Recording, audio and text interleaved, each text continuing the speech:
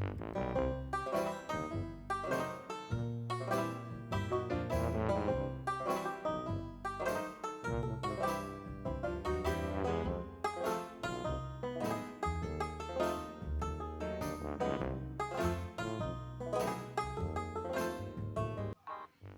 everybody, it's Molly. Today we are going to do a Maryland fried chicken recipe. Now, so what you see me doing here is mixing the flour, salt, and pepper in a deep pie tin. And I'll put the recipe for you guys down below in the description box so you'll have that. And the recipe called for a whole cut up chicken. I'm not really good at cutting up whole chickens, and I wanted the pieces to cook evenly. So I just bought a package of chicken thighs. You could do drumsticks or you could cut up a chicken if you wanted to, but I'm a little bit lazy, so we're doing it this way.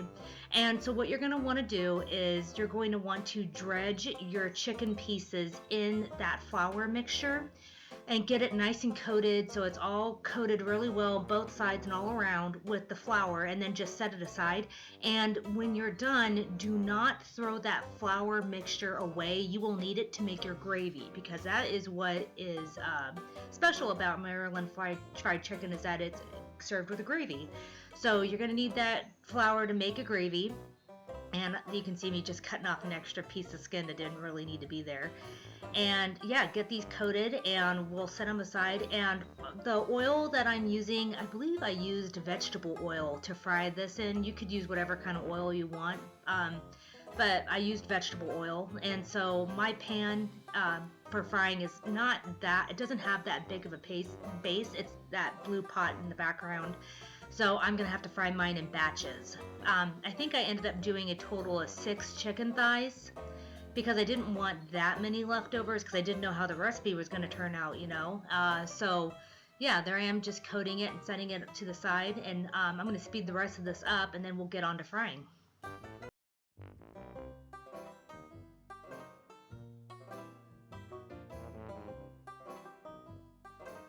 Okay, my oil is at a depth of about 1/2 inch, and then you can see me carefully dropping my chicken pieces in, or not dropping, more like placing, because you don't want to burn yourself. And you cook them for about 5 to 7 minutes, or until they're golden brown on one side, and then you flip them and cover them. So cover them while they're cooking. So let's do one side, and then we'll flip them. Okay, let's flip these, and watch out for steam splattering in the oil. You'll get burned, and that's not good. Okay, I will show you what it looks like on the inside. I think I'm doing that right now. Let's see if I can't flip these.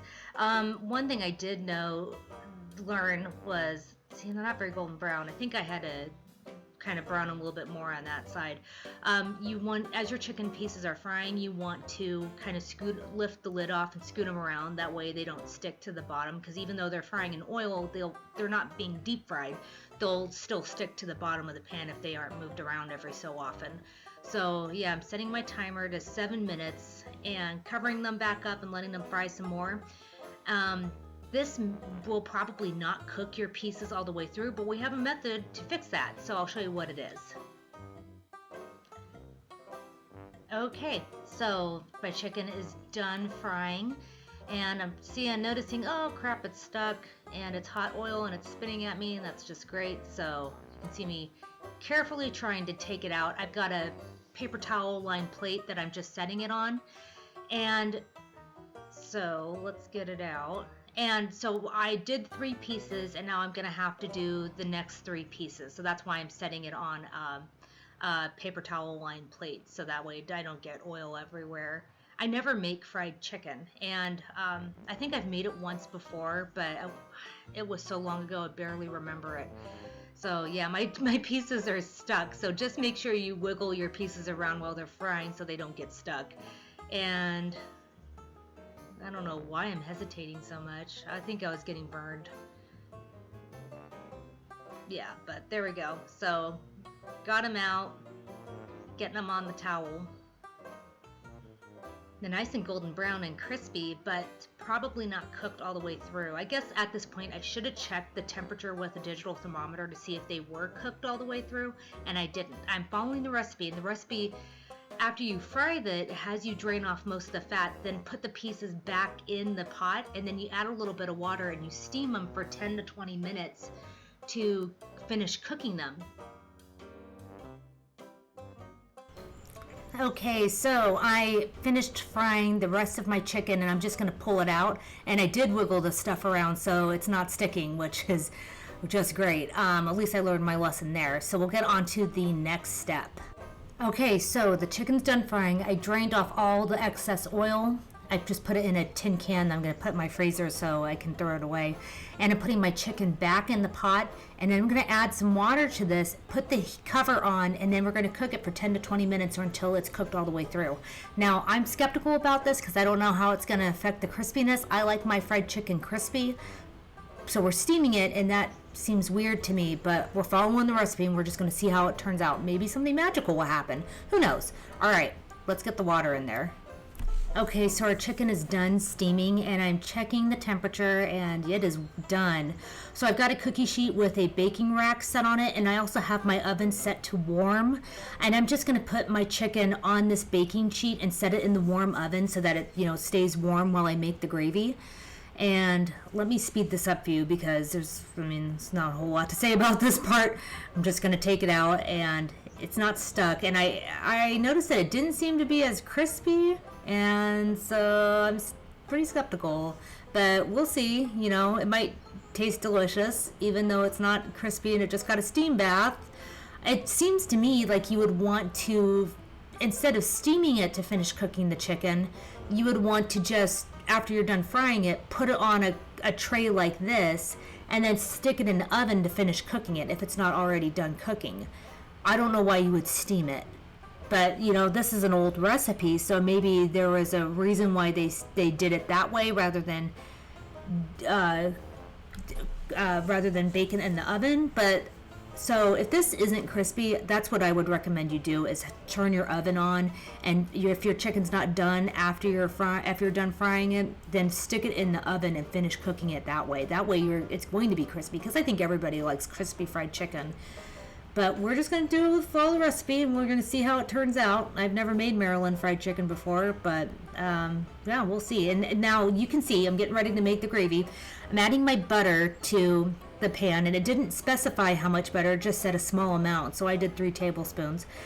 And where am I going? Oh, I'm getting a spoon. And it said to scrape up the brown bits. Now I've got some pretty big brown bits from the chicken that was stuck in the pan, so I ended up scooping those out because I think there's a little too big. But it said to scrape up the brown bits while you make the gravy, and that helps flavor your gravy. You might need to add more salt and pepper to this to your liking. You can add whatever kind of seasonings you want. I think after we tasted this, I told Dan that I thought it needed a little bit more salt.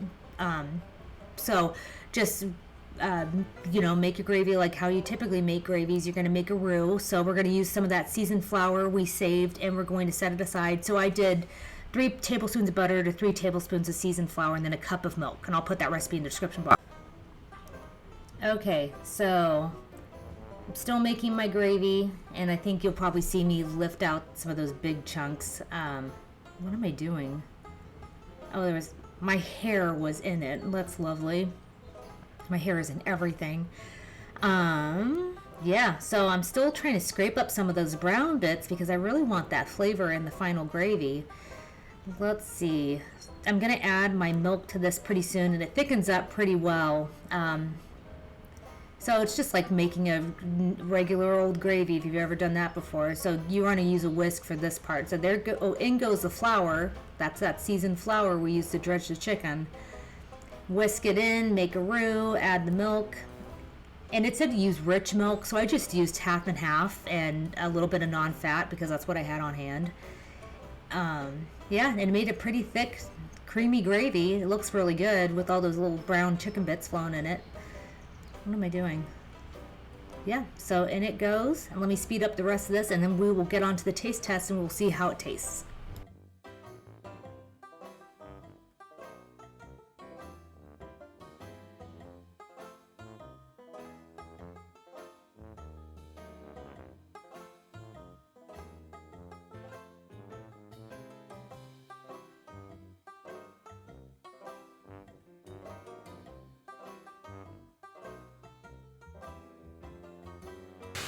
Hey everyone. Hey everybody. I've got Dan with me. Looks like you've made some fried chicken. I did, Dan. I made Maryland fried chicken. Oh. And let me see what year this book is from. I want to say 1968. 63. Hang on. 66. So I got this recipe from this book, Maryland's Way. This is from 1966. I don't know how old this recipe is. It's probably older than 1966. It was submitted to this book. So even though we live in Western Washington now, I actually am from Maryland. So I've never made Maryland fried chicken before. And I'm a little skeptical of this recipe because you fry the chicken and then you steam it. And for me, the whole point of eating fried chicken is I like the crispiness. So I don't think this is crispy anymore because it was steamed. But that's how the recipe said to do it. Well, there's only one way to find out. Let's dig in, bro. Okay. What makes it Maryland fried chicken is that it's served with gravy. And so we made a gravy. I'm just going to go for this piece. And I made a pretty thick gravy. Holy crap. Okay. Tuck in, Daniel. Okay, I'm making a mess. I'm not used to, usually you eat fried chicken with your hands, not a fork. It's very good. Mm-hmm. It's not really crispy, but... Yeah, it's not crispy. And needs a little bit more salt. I think the gravy could use a little more salt. But you can add whatever seasonings to the gravy you want. I just feel like it needs more salt. And the chicken itself is cooked perfectly. It's really good, but it's not crispy. Mm-mm. And I don't know. I like my fried chicken crispy. That's just me. So I will have to look at. There's several other fried chicken recipes in this book. So I want to look and see how they have you cook the chicken. It'd be interesting to see what the difference between the rest. But the chicken is absolutely delicious. Yeah. The gravy's good. The chicken's like perfectly cooked. Yeah. It's nice and moist on the inside. It's really good. Mm-hmm. It's just not crispy. Mm-hmm. You may not even need to steam your chicken. Now, it called for a whole cut up chicken. I was way too lazy to do that, so I bought a package of chicken thighs.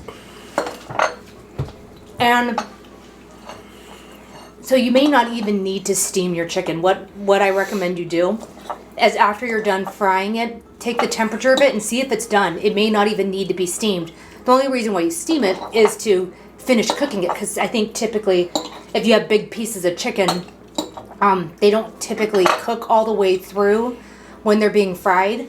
So the steaming is to finish it off, but it takes away the crispiness. Yeah. So after you're done frying, check your temperature. Use smaller pieces like what we did, like drumsticks or thighs, and then just check the temperature. You may not even need to steam, and then you preserve the crispiness.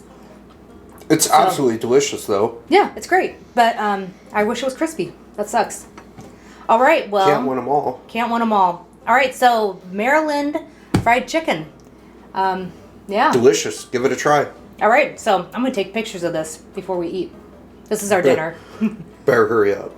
Okay. Well, I hope to see you guys in the next video. It's not going to last long. Bye, everybody. Bye.